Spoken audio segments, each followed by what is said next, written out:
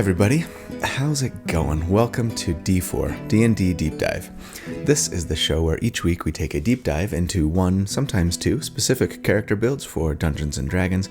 We create a character that we like to theorycraft about and crunch numbers on, not with the hopes of telling you the right way or the best way to play a character, but just to explore one potential way to play a particular character with the intent to create something that is both powerful but also really fun to play in-game.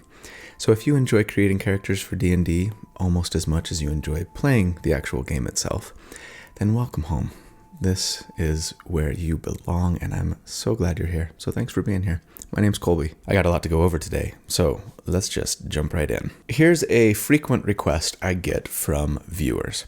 Can you do a Shield Master character? A Shield Specialist? A Captain America-like character for D&D? Or perhaps an Eric-like character from D&D. Someone who uses their shield both offensively and defensively and eschews traditional weapons. I can, of course. Here's the problem.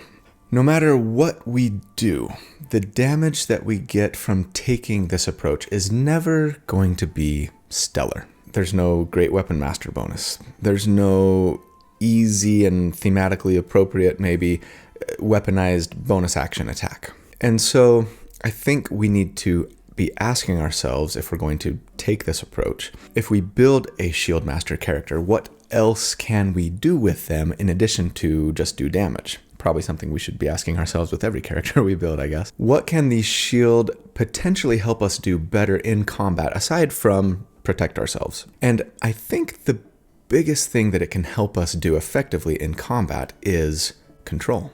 Now, I've talked a lot about the power and value of control in characters recently, and tried to build characters who can do both damage and control. The Battlesmith Controller, as well as the Frost Mage from just a couple of weeks ago in particular. But most of the attempts that I've made to build a controller character for this channel, and all of the recent ones, have been spellcaster characters. Shouldn't melee non-caster characters be able to excel as controllers as well? I submit that they should and can. And building a Shield Master is one way that we can accomplish that, I think. Of course, because we are shunning conventional weapons and also trying to focus on control, again, we have to go in with our eyes wide open as to our limitations, particularly, like I say, where damage is concerned.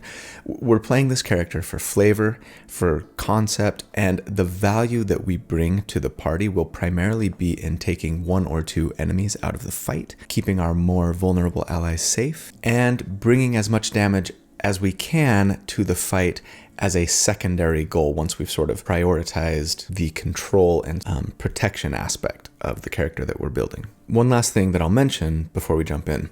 My original plan was to make this character one who used their shield to make improvised weapon attacks, among other things. I got most of the way through a script with this in mind, but ultimately I decided to go a different route for this episode, and this is why. Improvised weapons are really bad in D&D.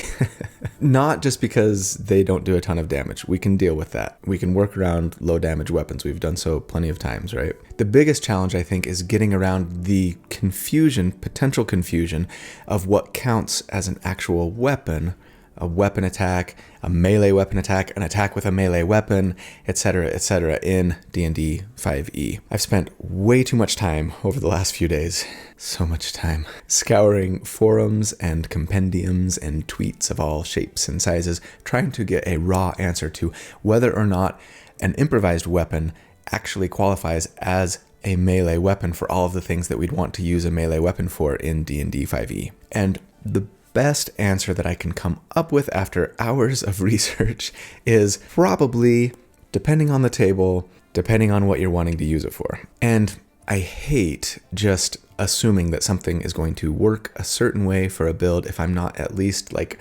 95% sure that it's going to work that way at 95% of the tables. So the rule for this character then is not you can only make attacks with your shield, but instead is you cannot make attacks with conventional weapons. So swords, maces, daggers, axes, all of those things are out for this character.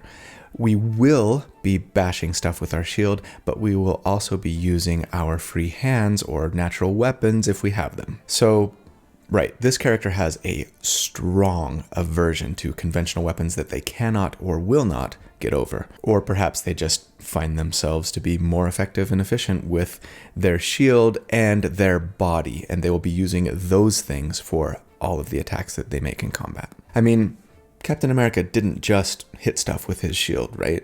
He'd smash stuff with it sometimes, but more often he was punching and kicking, yeah? And to be clear, I'm not trying to recreate Captain America in D&D with this character. That's not really my thing. But if you're interested in a version of this character archetype that does use a shield to make weapon attacks as an improvised weapon, because at your table, improvised weapons just count as melee weapons for everything that you would want to do with a melee weapon, then stay tuned, and I will go over what that version of this concept looks like for me in the final thoughts. I freaking wrote the script already, I might as well put it to good use. But for the rest of us, let's jump into episode 91, The Shield Specialist. Big thanks as always to my friend Randall Hampton, who creates amazing artwork for the character concepts that I send him each and every week. I love the attention to detail he gives, the personality that he gives to all of his artwork, and this one is no exception to that. Randall's a fantastic artist, and if you would like to follow him or potentially reach out to him to see if you might be able to commission him for some art for your own character or your party, I will, as always, put links in the description on how to do so. Thanks, Randall. Let's jump in. At level 1, as for our starting class, we are going to go Barbarian. There are a number of reasons that I want to make a barbarian like the foundation of this character, and I'll talk about each of them as we go, but one of the main ones was, I get the sense, and I could be wrong, that most people who want to play this type of character are interested in playing someone who's all about brute strength, force, scrappiness, physical prowess. You know, one of the biggest drawbacks to playing a barbarian is that you can only make a very limited use of spells while you're raging, but I think that most people who want to play a Shieldmaster type don't really want to be a spellcaster anyway. That's kind of how I feel, I guess, anyway. But yeah, I want someone who's tough, who can bash with their shield, take a lot of punches, so thematically, Barbarian feels right to me for this concept. But as for our race, we're gonna go with Loxodon. Is this my third week in a row without taking custom lineage or variant human? Do I get a prize? Don't worry, the next 8 builds are all going to be custom lineage. So yes, we get to be an elephant person. It's my first time ever using this race in a build. Hooray! Of course, I'm assuming that you can use the Ravnica book at your table or that your DM is otherwise fine with this race. If not, I probably would go custom lineage or variant human for the free feat. But anyway, here's the thing. As a non-caster who is focused on control first, damage second, I think the best and most reliable way we can provide that control, especially as a shield master, is via grappling. And if we want to grapple as many enemies as possible, I think Loxodon is our best option. Now, I know some of you are screaming Simic Hybrid at the screen right now, so let's address that briefly. Simic Hybrids are potentially a good choice here, but there's a little bit of weirdness in the wording of their grappling appendages. We're told that as an action, you can use them to grapple a creature, or that we can use them to make an unarmed strike, and that immediately after hitting with the grappling appendage unarmed strike, you can attempt to grapple an enemy as a bonus action. That's great, but rules as written, there's a difference between the way grappling usually works. You take the attack action, you can replace an attack with a grapple attempt, even allowing for 2 grapples if you have the extra attack feature. And this, which tells us that as an action, we can use one of our appendages to grapple. Strictly speaking then, we wouldn't be taking the attack action there, and the only thing we'd be able to do with our action is attempt to grapple an enemy. That's problematic for a number of reasons.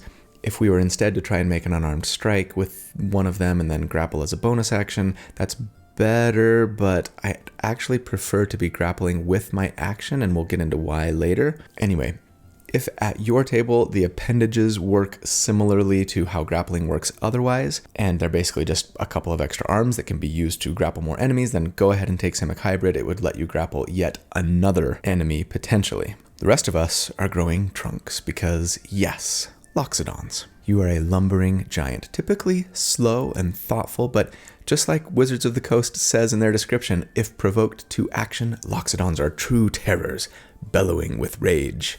With rage! Perfect for this thoughtful, lumbering, loyal giant of a barbarian that we are going to be building. For those who are unfamiliar with them, Loxodons get some really nice features. They have the powerful build feature, which is great for a grappler, meaning we can push, drag, lift, and carry more weight. We have advantage on saving throws against being charmed or frightened, which that's actually a nice little perk. We have a natural armor of 12 plus our constitution modifier, which is kind of cool and unique, but will actually be better off with armor on this character. But finally, and most importantly for us, we have a trunk. And while it cannot wield weapons or shields, it is still very handy indeed. You can grasp things with it, like bananas along the banks of the great gray, green, greasy Limpopo River, all set about with fever trees. Any other Rudyard Kipling fans out there?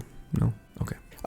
You can use it as a snorkel. Awesome. But among other things, most importantly for us, you can grapple someone with it. And since grappling someone requires a free hand, and one of our hands is always going to be holding a shield, this is going to really improve our grappling and or damaging abilities. So yes, when we first meet our champion, I'm thinking they're a bit of a gentle giant. Not typically prone to violence, very interested in protecting their friends. And in fact, I think I would say that they have sworn off weapons completely. It might be a societal thing, their tribe is a peace-loving people, or it might be a personal thing. I think I'd go the route here of like Wayne in the Wax and Wayne Mistborn series, Brandon Sanderson, book 4, out this year. You committed some violent act with a sword or an axe many years ago.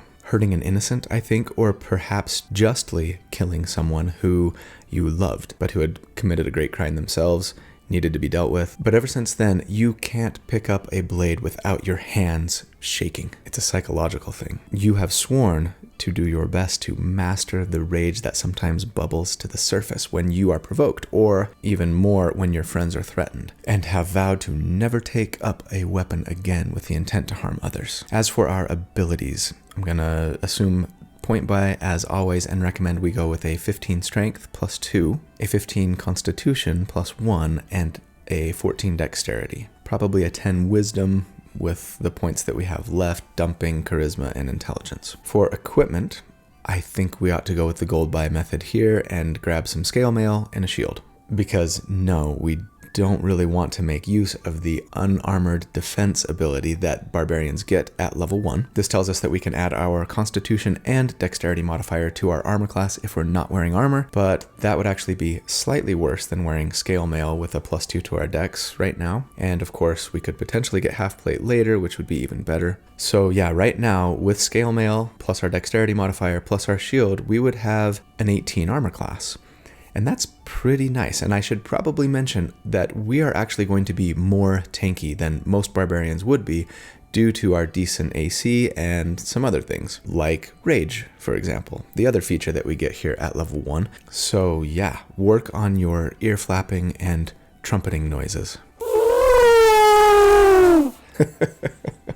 So with rage, twice per long rest currently, and so long as we're not wearing heavy armor, which we aren't, as a bonus action we can enter a state of rage which lasts for 1 minute and gives us an extra 2 damage on our strength-based melee weapon attacks. It also gives us resistance to bludgeoning, piercing, and slashing damage, which again is most of the damage that your character will be taking in D&D 5e, with a few outlier exceptions, I suppose. Now, while you're raging, you can't concentrate on or cast spells, and the rage ends early if you're knocked unconscious or go one whole round without either taking damage or making an attack. So make sure you've got a javelin or 2 on hand for a ranged attack if you can't get within melee range on a round to keep your rage from dying. Also, most importantly for us, while raging, you have advantage on strength checks and saving throws, which means advantage on your grappling checks, among other things. So let's actually have a quick mechanics discussion about grappling, just in case you could use a refresher. As I've said, to grapple an enemy, you take the attack action, replacing one of your attacks, if you have multiple, with an attempt to grapple. You have to have a free hand in order to do it, or in our case, a trunk. You have to be within melee reach of your enemy, and the target can be no more than one size larger than you. We're a medium creature, so that means large or smaller for now. You make an athletics roll, so of course be sure to pick up proficiency in athletics at character creation, and they make either an athletics or an acrobatics roll, their choice, and the highest roll wins. If we win, our enemy's grappled, and that means their move speed is 0. And that's all it means for now. On their turn, they can use an action to try and break the grapple with the same roll-off contest, and we can drag them around while grappled if we want, moving at half speed. So yes, the really great thing about being a barbarian is that if we're raging, we have advantage on our grappling checks. And the great thing about being a Loxodon is that we could grapple 2 enemies, potentially, even with a shield equipped, or 1 enemy with our trunk, leaving our free hand to do other things if we wanted. More on that in a minute. At level 2, we would get Reckless Attack, and it's one of the more powerful Barbarian features that a lot of people will take dips into Barbarian in order to pick up. For us, it's not actually something that we're going to be making a lot of use of, to be honest. It's a great feature. You can choose when you make your first attack on a turn to attack recklessly, giving you advantage on melee strength-based attacks at the cost of giving your enemies advantage on their attacks against you. We are actually going to have a way to reliably get advantage otherwise most of the time. So like I say, probably not going to be using this feature all that often, and this is actually the main reason that we're going to be tankier than most barbarians. Most barbarians are using Reckless Attack all of the time, and probably a two-handed weapon, so between our shield and the fact that we're not granting advantage to our enemies on attacks against us, but still benefiting from resistance to most of the incoming damage that our enemies are going to be dealing out, and the best-in-class amount of hit points for any character class in 5e, we're going to be a pretty beefy beefcake. And that's great because we're going to need it. Now, I'm sure there probably will be times where you're going to want to use Reckless Attack. I'm actually more interested in the other feature that we get here at Barbarian 2, which is Danger Sense for this build, as it couples really nicely with something we're going to be picking up later. With Danger Sense, so long as we're not blinded, deafened, or incapacitated, we have advantage on our dexterity saving throws against effects we can see, like spells and traps. At level 3, we get our Primal Path, our Barbarian subclass. Any guesses on what we're going to go with here? Nope, not Zealot, not Ancestral Guardian. We're going with the Path of the Beast. It's been a long time since I've done a Beast Barbarian, not since the Spore Beast, which is like at least a year old, I think. Let's read what Wizards of the Coast has to say about Beast Barbarians. Barbarians who walk the path of the beast draw their rage from a bestial spark burning within their souls. That beast bursts forth in the throes of rage, physically transforming the barbarian. Such a barbarian might be inhabited by a primal spirit or be descended from shapeshifters. And then you get a little table that you can roll on to see where your transformation originates. And I'm really curious to know what the story is behind your Loxodon's bestial origins. Lycanthropy?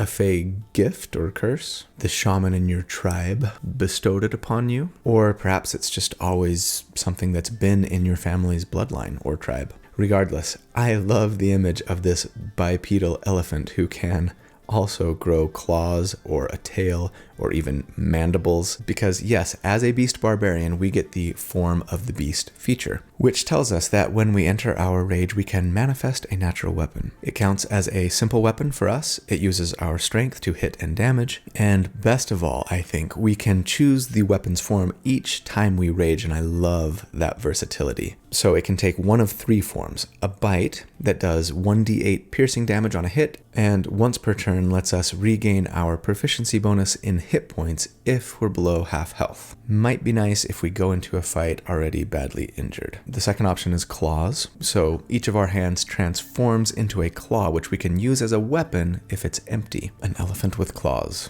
That's terrifying. They only do 1d6 damage on a hit, but when you attack with a claw using the attack action, you can make one additional attack using the claw. Very nice. Finally, we could instead grow a tail, or I suppose in our case, we probably already have a tail, so it gets longer and thicker and maybe covered in spikes. The tail has reach, very nice, so you can attack enemies 10 feet away. It does a 1d8 in damage, and then if a creature within 10 feet of us hits us with an attack roll, you can use your reaction to swipe your tail and roll a d8, applying the number you roll to your armor class and potentially causing that attack to miss you. There's no limit on how often you can do this, and that's quite fantastic, really. It doesn't last a whole round or anything like the shield spell, but still a nice defensive bump. So yes, at this point in our character's career, I think the beast within that they've been trying to suppress breaks free. Probably to our chagrin or dismay. The question is,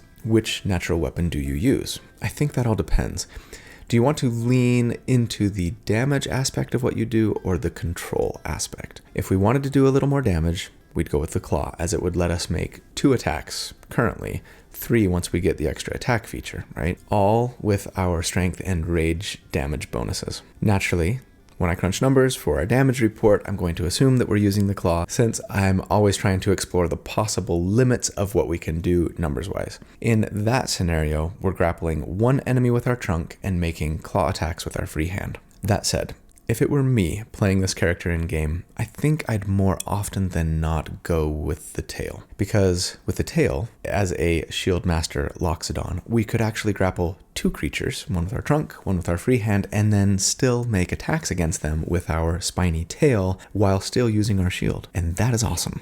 I guess we could do the same thing with the bite. I just like the defensive buff from the tail a little more than the healing if you're below half health that we get from the bite, but there would be times when one might be a better option over the other. The damage going this route is going to be a little less, but we do have control over 2 enemies and some nice survivability benefits to boot. The best part is, like I say, we can change it up every time we rage. Sometimes there are going to be encounters with just 1 big bad enemy, or maybe your team will think the party will be best served by you locking down 1 enemy in particular while they deal with everything else. Or the enemies will be so spread out that you can't get to a second, or whatever. In those instances, bring out the claws. Other times, maybe most of the time, it'll probably make the most sense for you to lock down 2 enemies, in which case, bring out the tail and enjoy the greater control and defense, even if it means a little less damage, which frankly is never going to be great on this character anyway. And I love having the ability to adapt based on the situation. Don't forget, we also now, as a Barbarian 3, get 3 rages per day, and that's really nice. It should get most of us through most, if not all, of our combat encounters per day, based on everything that I've read and seen and polls I've conducted, etc. At level 4, we get our first ability score increase or feat, and this is where things really get good for us, both mechanically and flavor-wise, because we, of course, are going to pick up as a feat the character's namesake, the Shieldmaster feat. This is my first time using this feat on a build as well. Woohoo! So with Shieldmaster, we get a few nice benefits. First up, the defensive bonuses. When something targets only us, I hate that it can't be an area of effect thing here, but anyway, and requires a dexterity saving throw, we can add our shield's armor class bonus to our dexterity saving throw. So this would work on, say, a disintegrate spell, as that targets only 1 creature, but not on a fireball, as that targets multiple. Seems weird to me, but them's the rules. Fortunately, if there is a fireball thrown our way, or something else like it that calls for a dexterity save, or we take half damage, we can use our reaction to take no damage if we make our saving throw, as we bring up the shield to help block the effect. This isn't quite as good as the evasion ability, but it's decent, and actually is another reason why I wanted to go Barbarian with this build. We have advantage on our dexterity saving throws, so there's a pretty decent chance that we'll succeed on them fairly often, and I really wanted to enjoy these defensive benefits of this feat as much as possible. But the best part of the feat for us, in my opinion, is the offensive one. If we take the attack action on our turn, and remember, trying to grapple is taking the attack action, unless you're playing a Simic hybrid. Then we can try to shove a creature within 5 feet of us as a bonus action. Shove, you say? Remind me what that is. Okay, I'd be happy to. Shove works pretty much identically to grapple. Usually it requires one of your attacks from your attack action. You make an athletics roll versus their athletics or acrobatics roll. The creature can be no more than 1 size larger than you still. Only this time, if you succeed, you can either push them 5 feet away from you, or knock them prone. And in a world where the Crusher feat exists, I don't feel like shoving them to push them 5 feet away is particularly amazing, since with the Crusher feat, you could do that at the same time that you make an attack that does bludgeoning damage, right? But the prone bit, that's interesting, especially for someone who's focusing on grappling, because as many of you know, the trick here is to grapple a target, reducing their move speed to 0, and then knocking them prone. And since standing up from prone requires half your move speed, if you're grappled and prone, you have no move speed, and therefore you can't stand up. You're pinned. Now, yes, we could have done this without the Shieldmaster feat, but it would have taken an extra attack to do so, and is just so much slower for most characters, especially if you're trying to grapple 2 creatures, right? And the great thing about keeping an enemy prone is that melee attacks against them are made with advantage. Yes, even with our claw or our tail. And their attacks against us are made with disadvantage. Since they're likely only going to be making attacks against us, assuming that we keep them out of reach of our friends and we keep them pinned, they are going to have disadvantage on their attacks against us since we're not recklessly attacking. And we've got a pretty solid armor class. And even if they hit, if we're using our tail once per turn, we can probably make that hit miss. And even if they still manage to land a hit on us, we're probably only going to be taking half damage. And we've got a ton of hit points to burn through. It's kind of beautiful. At level 5, first up, we get the fast movement feature, which tells us that while we're not wearing heavy armor, we get an extra 10 feet of move speed. That's really nice, especially if we're trying to drag grappled enemies around the battlefield. Now we can drag them 20 feet on our turn. More if we're dashing, I guess. But even better now, we get the extra attack feature as well, which tells us that we can attack twice when we take the attack action, or 3 times if we're using our claw. This also means that we could potentially grapple 2 enemies on our turn, if we were in range of them, of course. And at level 6, we're still a barbarian. Holy cow, I made it all the way to level 6 without multiclassing. That's 2 prizes for me.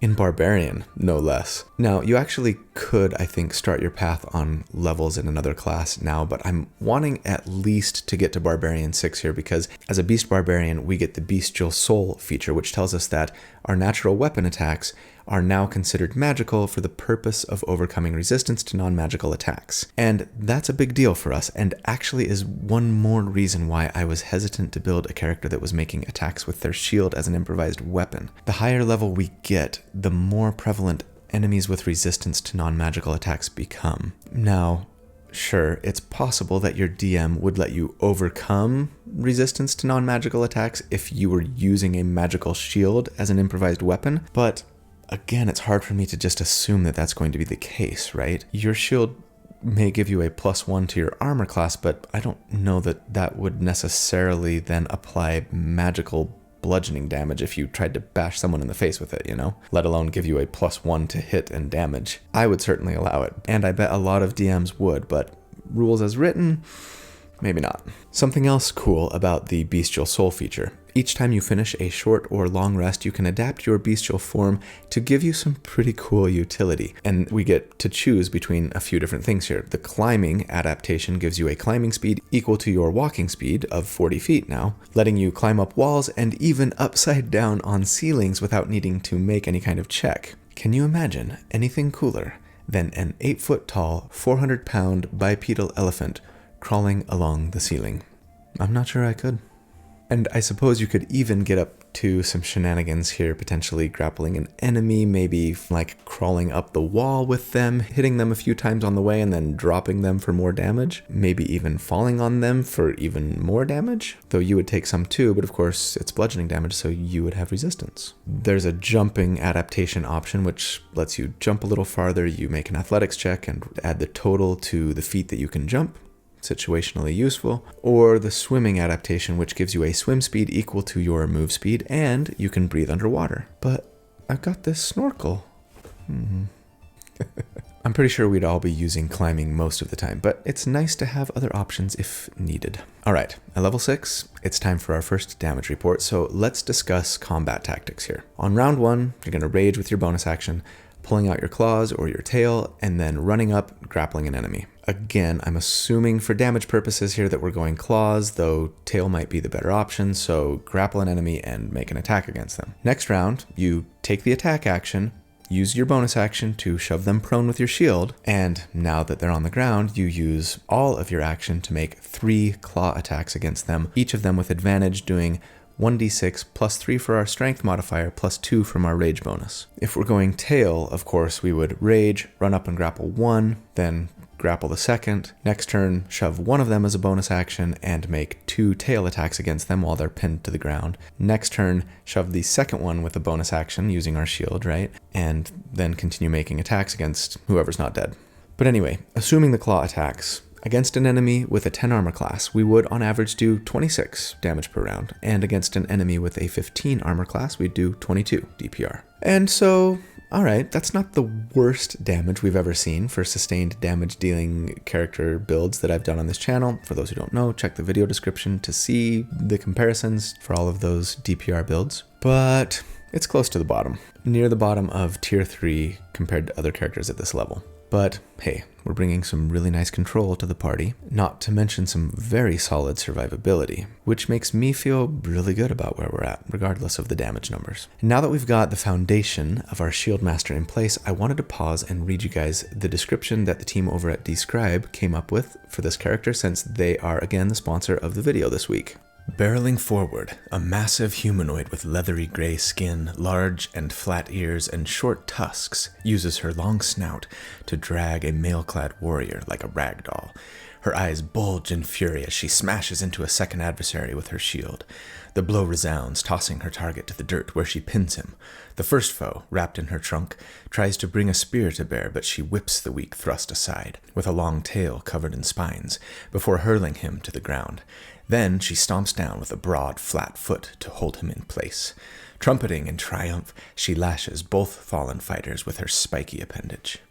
Yes, they totally brought this character to life for me, just like they do every time. So most of you know about dScryb, how they create fantastic box text professional descriptions of just about anything a DM or a player could want in D&D, from a setting to a character to a weapon to a spell to describing an attack that you make and everything in between. A few weeks ago, I highlighted some of the maps that they've added recently to their collection of written descriptions, and since they've been adding even more in recent weeks, I wanted to just show you guys some of them because they are gorgeous. Check out this one. It's called the Shrine Entrance. Now, the maps that you get from dScryb are created by some of the best artists out there. They are downloadable and can be easily imported into Roll20 or other VTTs. As with everything else they do, they have a pretty significant portion of the maps on their site available for free to everyone, like the Sanctuary. But if you get a hero subscription, then you get access to everything they do, including the dozens of fantastic maps that they're constantly adding to, like the Airship Hangar Bay, just in time for Starjammer, right? Or Spire Witch, or this is my favorite of today, the Harvest Throne, which even has a nighttime version and a rainy version with different descriptions based on which version you're using. So awesome. And of course, it wouldn't be dScryb if they didn't have fantastic descriptions of both the entire location itself and also various sections of the map that show up with descriptive box text when you hover over it. Be sure to check out dScryb if you haven't already. You can set up a free account if you want to test it out, so you've got nothing to lose. Just go to dScryb.com/D4 if you go, so that they know that you heard about them from me, please. And if you purchase a description, use the code D4 at checkout for 10% off. Big thanks to dScryb, love you guys, and let's get back to the build. At level 7, now that we've dealt with the whole resistance to non-magical attacks thing, I think it's time to look to another class to shore up some potential weaknesses, bolster our tactics a little bit more, and maybe add a little damage while we're at it. I think the best approach here is to go with some fighter levels. So as a fighter at level 1, we get the Second Wind feature, which tells us that as a bonus action, once per short rest, we can recover some hit points. That will be nice, especially for us, I think, as every hit point that we have counts as almost 2 for us, since we have resistance to most of the damage we'll be taking. And once both of our enemies are prone in a fight, we might have our bonus action available occasionally to use this. We also do get a fighting style here, and the fighting style can be potentially a little tricky. The question is, can we benefit from the dueling fighting style? I think if we're using claws, probably. We're told that if we're wielding a weapon in one hand and no weapon in our other hand, then we can add 2 to the damage that we do, right? Does the fact that our other hand also has a claw ruin it? I wouldn't think so, as the claws only count as a weapon if our hand is empty, and it's not, it has a shield in it. Are we wielding the claws? I mean, semantics, right? I'm going to assume that we're okay to benefit from this, and so say, let's take the dueling fighting style. Of course, if you find yourself more interested in using your tail and grappling two enemies, you're probably not going to be able to justify this unless you have a lenient DM, in which case, if we're looking at increasing our damage, I'd probably go with the unarmed fighting style, which deals 1d4 in damage to one creature you've got grappled once per turn. Little less damage, but it's something. Of course, you could just go with like the defense fighting style or interception to help protect allies and make use of that shield, right? Or blind fighting, or even superior technique to get a battle master maneuver. Lots of good choices. But at level 8, we would be a fighter 2, and we get that quintessential fighter ability, Action Surge, letting us, once per short rest, take 2 actions on our turn instead of 1. This could be huge for just getting into combat and grappling 2 enemies and shoving both of them prone all in the first round. Or just making 6 claw attacks against a single enemy that you've got pinned to the ground, right? Versatile, powerful. At level 9, we'd be a fighter 3, and we get our martial archetype, our fighter subclass, and as many of you have probably guessed, I am going to recommend going Rune Knight here. Now, you can obviously try to work in maybe some sort of training from giants into your character's story here to justify this. I think for me, the Rune Knight magic that you get could pretty easily be explained as just part of the same mystery that is already inherent in the transformation that you regularly undergo. You're already growing claws or making your tail bigger and meaner.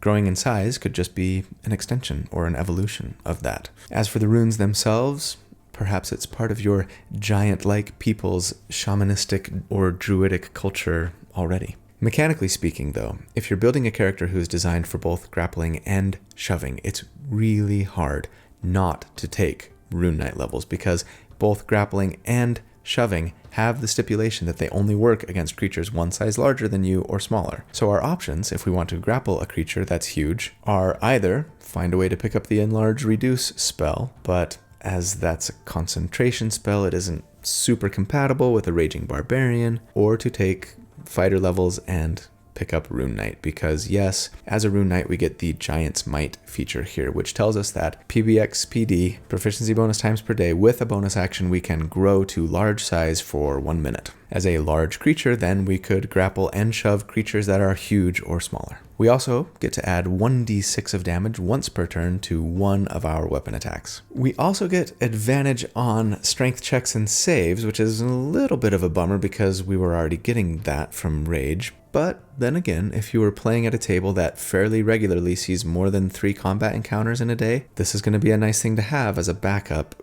to your Rage to still let you have advantage on your grappling and shoving. If that were the case for me, I would use this if the enemies were huge, and maybe save it otherwise using Rage if they were only large or smaller. You could of course use both if you wanted, and of course when I'm crunching numbers I'm going to assume that we have both active, but we do have a little bit of a bonus action bloat here, since both Rage and Giant's Might take a bonus action to activate, not to mention shoving your target prone with your shield. Obviously, if you could get Rage or Giant's Might going before combat began, all the better, but both only last 1 minute, so be careful. We also, of course, get my favorite Rune Knight feature here, Rune Carver, which lets us pick 2 runes from a fantastic list, and then we carve those runes into our armor or shield and can then invoke them once per short rest to do some really nice things. They also give us some little passive bonuses as well. I think for our choices, you have to go Cloud Rune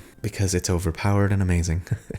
It lets you use your reaction to force an attack made against you or an ally within 30 feet to instead be made against another creature, hopefully an enemy, within 30 feet. No saving throw for this or anything. It just makes its attack against something else instead. Now, you should probably try to save this for like a big crit that you can redirect, or to save an ally who would otherwise go down from an attack made against them, but I would just really want to use it on the 2 enemies that I've got grappled so I can flavor it like I'm taking one guy's weapon and just using it to stab his friend and be like, dude, why are you stabbing your friend? Dick move, man. As for the other rune, I love the Fire Rune because it lets you potentially shackle and restrain an enemy that you hit with an attack, and especially for tail users who have reach, it could really lead to some opportunities to control yet a third target once in a while. The attack would do an extra 2d6 of fire damage, and then if they failed a strength save, they're restrained by fiery shackles for 1 minute, taking more damage at the start of their turn, and then they get to make an additional save at the end of their turn to try and break out. But the DC for the save is based on our constitution, which is decent, but a strength save is usually a pretty high saving throw for most enemies in 5e, so I think on this character I'd probably go Frost Rune instead of Fire, which gives you a +2 bonus to all of your strength checks and saves, further solidifying our grapples and shoves, which will be extra handy against particularly strong or agile targets. That said, Frost Rune also takes a bonus action to activate, which stinks. It does last for 10 minutes, so it might be easier to get going before combat breaks out and or even have it last for multiple combats. So either are worth considering, I think. I'm going to say pick your favorite. For our level 9 damage report then, we've added a d6 of damage to our attacks once per round from Giant's Might, and I'll assume 2 damage per attack from the dueling fighting style as well, though again, I'd go a different route if you're using your tail more often, unless you can somehow convince your DM to let you apply the dueling feat to your tail attacks. More importantly, we can now grapple huge creatures and have picked up some nice utility support and defensive options as well. So against an enemy with a 10 armor class, now we would be doing 36 DPR on average, and against an enemy with a 16 armor class, it would be 31. So a nice little increase compared to last time, about a 50% increase for us, but still near the bottom of tier 3 when compared to other sustained damage dealers at this level. Again, our true value is in our control and our tankiness, so I'm pretty happy with where we're at. At level 10, we'd be a fighter 4 and we get another ability score increase or feat. I've been waiting for this for a long time. Stuck at 17 strength all this time feels bad. With this ability score increase or feat, we're going to take the skill expert feat, which is just so perfect for us. It's like fitting the last puzzle piece into a nearly complete puzzle. So satisfying. With Skill Expert, we get to add 1 to an ability score of our choice. So we'll go Strength, of course, bringing our Strength up to an 18, which feels much better. And then we can gain proficiency in a skill of our choice. And also, best of all, take 1 skill that we're proficient in and gain expertise in that skill. Meaning we get to double our proficiency bonus, and that's amazing.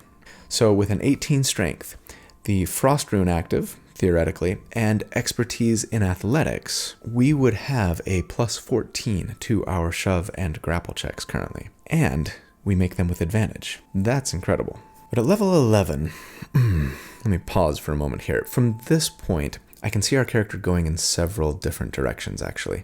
I can see an argument for doing something like taking druid levels and going spore druid to add to our DPR and survivability with some temporary hit points, though spore druid can be a little tricky as the extra damage you get from it only stays around while you have the temporary hit points. So I think if you go that route, you probably need to go spores druid earlier and just stick with it. I can see taking wizard or sorcerer levels to pick up the enlarge reduce spell, so you could Giant's Might, then enlarge yourself and be huge, and thus grapple and shove gargantuan enemies. The idea and capability of that is a lot of fun, but we would have definitely had to plan ahead for that, lowering probably our constitution to get our ability scores in the right place for multi-classing. That's true for Druid as well. We don't have the wisdom currently. And of course, the whole no concentration while raging thing is a little bit of a bummer if we're trying to do enlarge. I mean, we could just not rage if there's a gargantuan enemy, right? I suppose that I would prefer for this creature to just hope that you have someone in your party that can cast enlarge on you if need be, or alternatively, if you do run into a gargantuan enemy, just deal with it.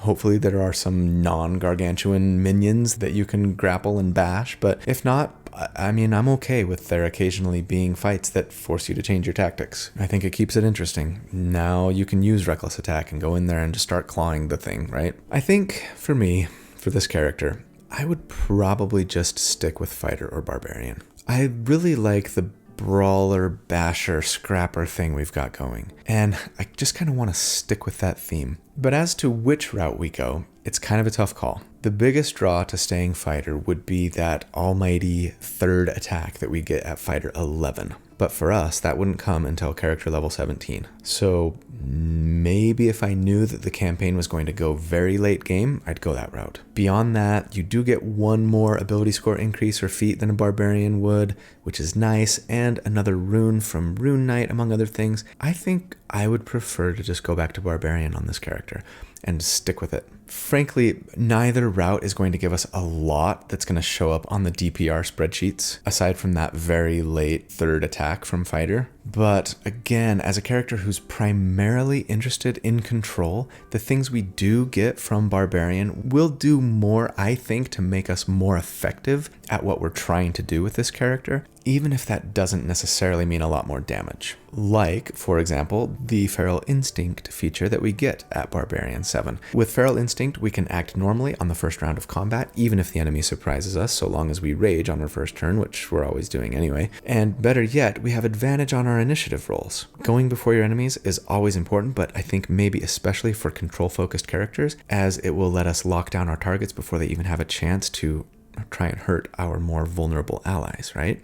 It's not going to show up on the damage spreadsheet, but it's a pretty nice feature. At level 12, we'd be a Barbarian 8, and we get another ability score increase or feat. I want to bump our strength and cap it at 20 here. You have better grapples, better shoves, you do more damage. It's kind of a no-brainer. At level 13, we'd be a Barbarian 9, and we get Brutal Critical. Brutal Critical is indeed brutal, but only because it's so bad it hurts.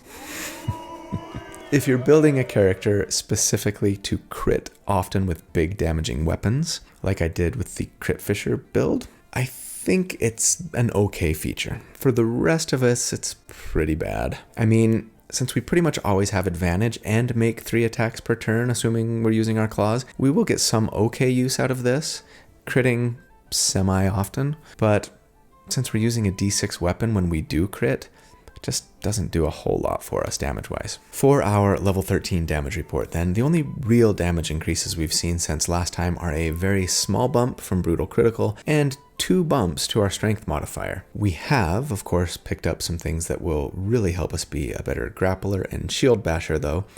And let's not forget the other reason that I wanted to go back to Barbarian. We do get more hit points as a Barbarian than any other class. And for someone who's likely going to be getting attacked every round by the 1 or 2 enemies that they have grappled, and thus whose ability to control is directly tied to their survivability, and who only takes half damage most of the time that they take any damage at all, getting 1 extra hit point every level is actually a pretty important thing. But anyway, against an enemy with a 10 armor class now, we would be on average doing 39 DPR, and against an enemy with a 17 armor class, it would be 36. Not a big increase since last check, still near the bottom of tier 3 compared to others at this level. Still a big, hulking, shield bashing, grappling, beating powerhouse. At level 14, we would be a Barbarian 10, and we get Infectious Fury. And this is a really fun ability that I really wanted to get with this build. It might have been my biggest motivator for sticking with Barbarian. Infectious Fury tells us that when you hit a creature with your natural weapon while raging, proficiency bonus times per day, you can force them to make a wisdom save against your constitution-based DC, another constitution-based saving throw. We should do something about that.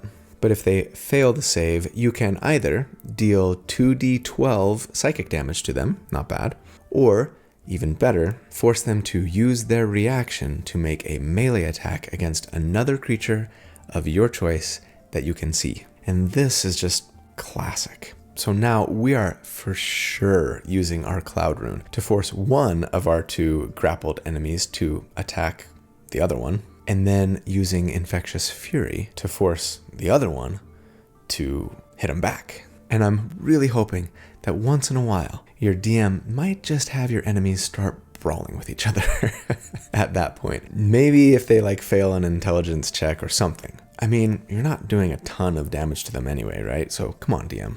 Let's do this. Anyway, regardless, I just love the image of this big ball of combatants now rolling around on the ground. Everyone's attacking everybody else in a big free-for-all melee. Such a great image, and I'm anticipating this leading to some really fantastic and memorable moments in your game. At level 15, we'd be a Barbarian 11, and we get Relentless Rage. This tells us that if we drop to 0 hit points and don't die outright, we can make a DC 10 Constitution save, which we do have proficiency in, remember, so we're very likely to make this. And if we do, we instead drop to 1 hit point. Better yet, the next time we drop to 0, we can try to make this save again, though every time we succeed, the DC goes up by 5, so we're not going to be able to do this for very long. Though it does reset back to 10 on a short rest, so definitely usable multiple times per day. Now, sure, a creature with multi-attack might just hit us again right after we make the first save, or the second save even, and drop us anyway. Regardless, this is a decent little survivability feature, often letting you hang on for at least just one more round, and that could definitely be the difference maker in a close fight, so we'll take it. At level 16, we'd be a Barbarian 12, and we get another ability score increase or feat. Part of me would really love to just take Tough here, since it gives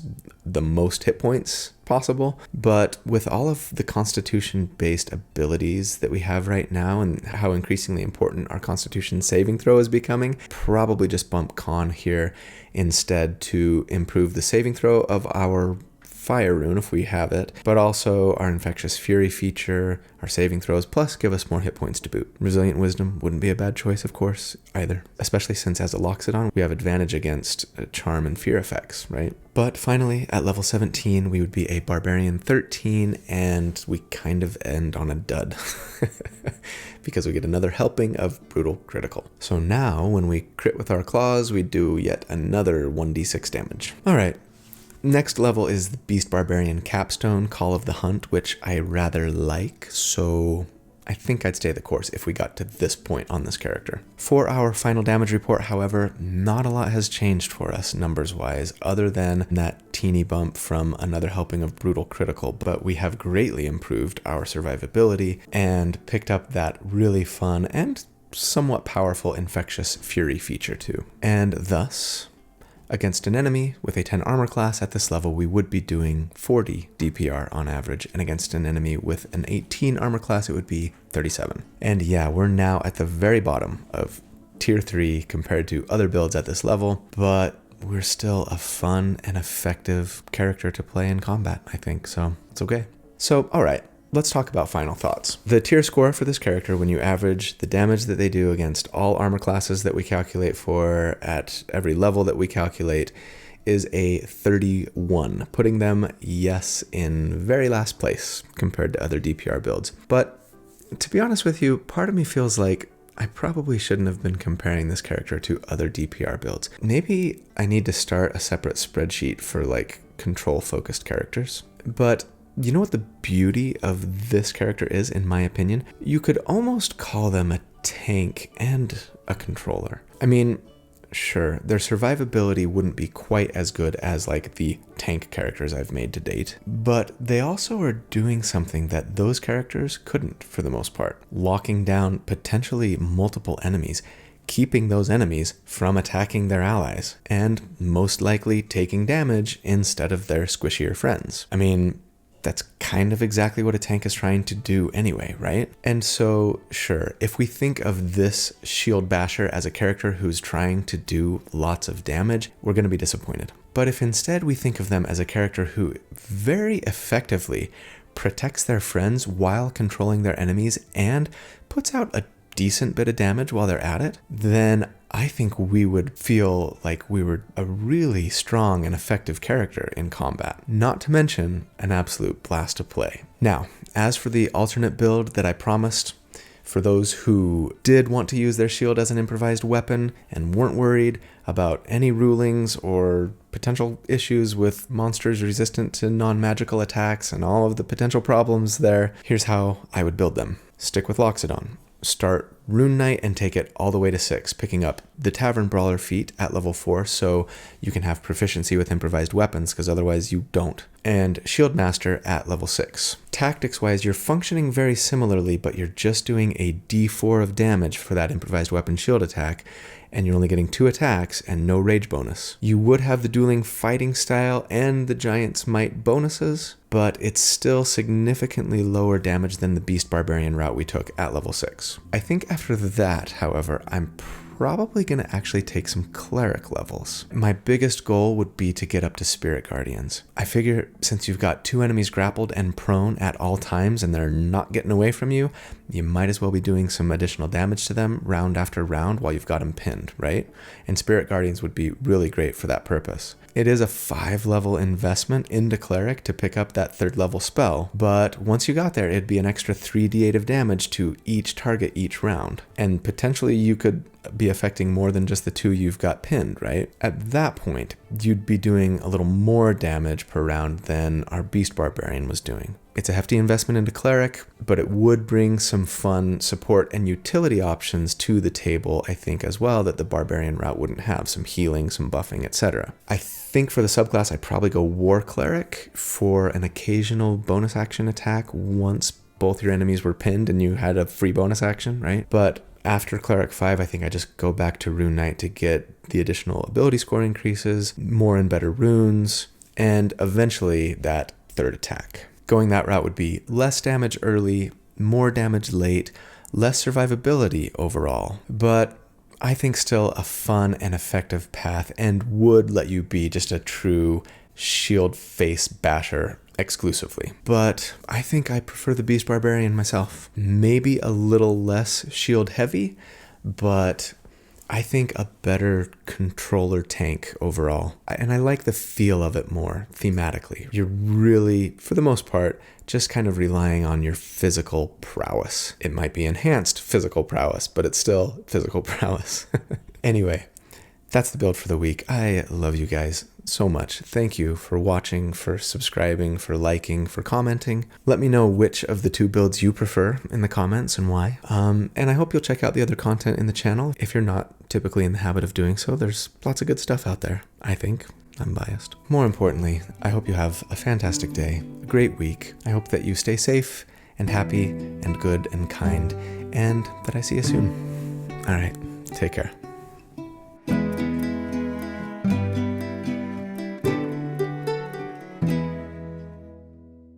I need a hero. I'm holding out for a hero till the end of the night. He's gotta be fast, and he's gotta be... Haven't watched Footloose for a while. Time to break that out. Hey everybody, how's it going? Welcome to D4, D&D Optimized. Wow. Sometimes old habits die hard, I guess. Oh no, I've been recording this whole time.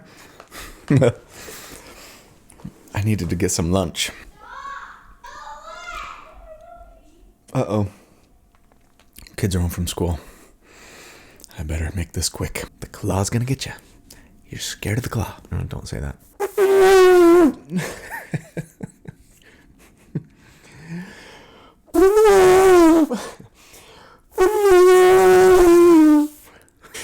Oh, my kids used to love it when I would do that when they were little. Well, I've already said all of this. Well, don't even say that. Assuming we're raging, of course. Don't say that. Of course we're raging. Well, don't even say that. Well, don't even. Don't. No. Stop it. The DC does reset back to 0 on a long rest. I think.